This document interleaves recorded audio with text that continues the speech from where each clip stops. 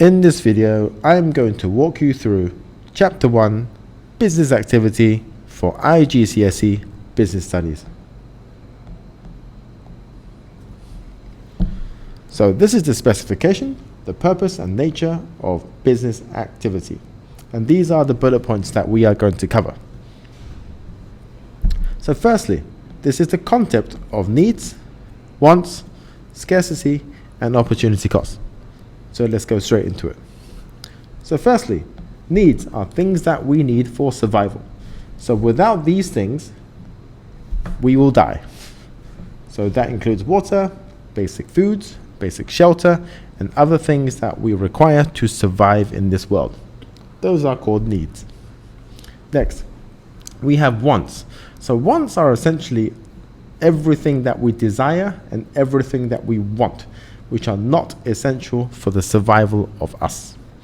So this could include everything that you can think of, such as bags, trainers, luxury foods, holidays, hotels, mice, computers, wallets, watches, absolutely anything that you can think of. Think of the last time you said, I want something. That is a desire, that is a want, and these tend to be unlimited in the span of our life. Next, scarcity. Now, because of unlimited wants, there is a lack of resources that we have on this earth. There's only so much oil, there's only so much metal, there's only so much resources that we have on this planet in order to satisfy our unlimited wants. So, this is the concept of opportunity cost. We can only pick one and not both. Okay, so we only have the resources to pick one thing over the other. Now, some of you might say, oh, but I can have both. But we don't have the resources to do two things, such as the government could spend $10 billion on the hospital,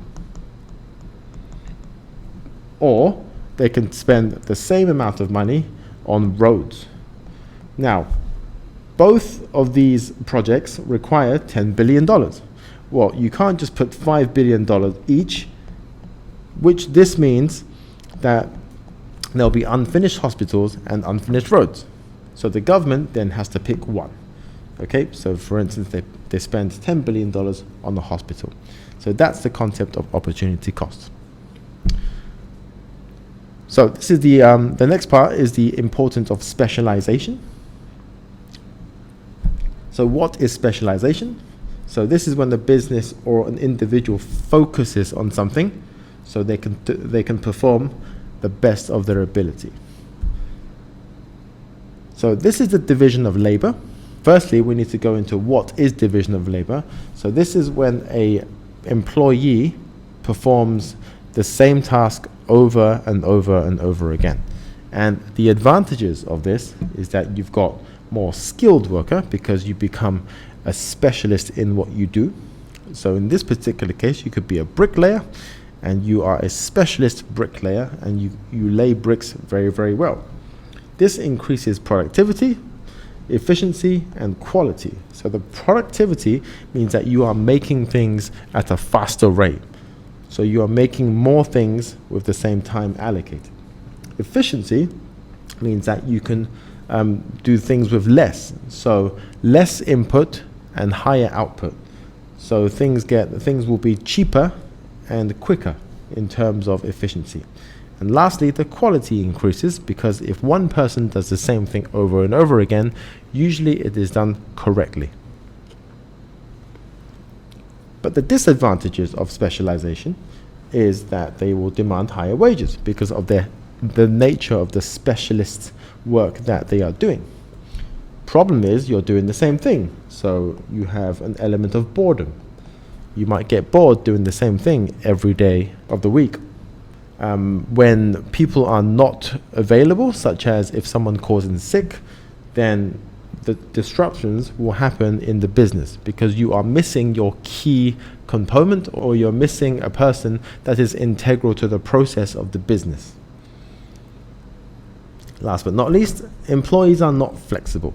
they are not flexible in terms of doing something else. So if a professional bricklayer only knew how to lay bricks, then they can't do anything like lay the floors or lay the ceiling or do the cement or other things. They can only do one thing and one thing only. Next, we have the purpose of our business activities. So what is a business activity? So the definition is we're combining scarce resources into the factors of production, and we are producing goods and services to satisfy customers' needs and wants. So the first factor is land. We need land in order to build anything, really. So extraction of our natural resources from the land. So this includes oil, gas, forests, which is timber, metals and minerals. Without any of these elements, we are not able to build or manufacture anything. So land is an integral part of one of the factors of production. Labor. So in the context of making a film, we need people to work there. So we need our actors, we need our stunt doubles, we need the production team, we need the editing team, the health and safety team, etc., etc. And with all of the labor required, we put them together, we put them to work, and then at the end, they'll make a very good film. Capital is the capital equipment such as machinery and equipment needed to make said product. So in the case of a film, we are using our IMAX cameras, our workstations to edit the videos, the costumes that the actors put on, which make the film a little bit more interesting, the health and safety equipment so everybody is safe, the props within the film, and everything else. So without the capital or the machines, it's not possible for production to take place. And we have enterprise. These are essentially the brains of the operation. So the director or the producer are the brains of the film. They are the ones that create the film and make sure the film is interesting enough for people to watch. So these people coordinate the other three factors of production, and they make a decision because of it. Lastly, we have the concept of adding value and how added value can be increased in any product. Well, the first way to add value is to increase the price. So if we increase the price, the difference between the selling price and the cost price will be widened. And when we widen the selling price and the cost price, we add value. Now the second way is to reduce the cost. So how this happens is let's say you find a brand new supplier, and now the cost of your materials are cheaper. So the difference between the selling price and the cost price has now increased, meaning we have now added value. Or we can take a more qualitative approach, and we can make improvements on the product, and this will also be counted as adding value. So what we can do is design an attractive package, window display, better design, add extra features, or improve the branding overall. This will give us more of a qualitative way in adding value to our product. Okay, so let's solve some exam questions that are related to what we've just learned. Now this is a C-style question. This is identify and explain 2 ways Rosa could increase added value. So we answer with our knowledge mark, reduce the cost of materials, and the material cost of hand creams will be decreased. So that will be our application mark, and the first will be our knowledge. Changing the packaging, making the box of the hand cream to ensure sales of 300%. And this is in the case study. I know the case study is not here, but you need to trust me on that. And this will be 4 out of 4. Another question would be the D-style question, which is the 6-mark question. Explain how each of the following can help Jerome increase his added value. Change of packaging. So the perception of his low sugar drinks, so we have our knowledge point and our application point here, will increase. This will lead to Jerome being able to increase the price, which is our analysis, of his products as a result of adding value.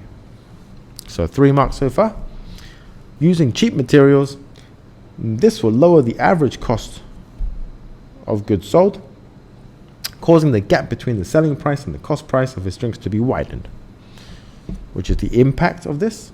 This will lead to higher profits per unit sold for his 10,000 drinks, which is the application point. And this will be 6 out of 6. Hope you guys have a good day. Hope that helped. Bye bye.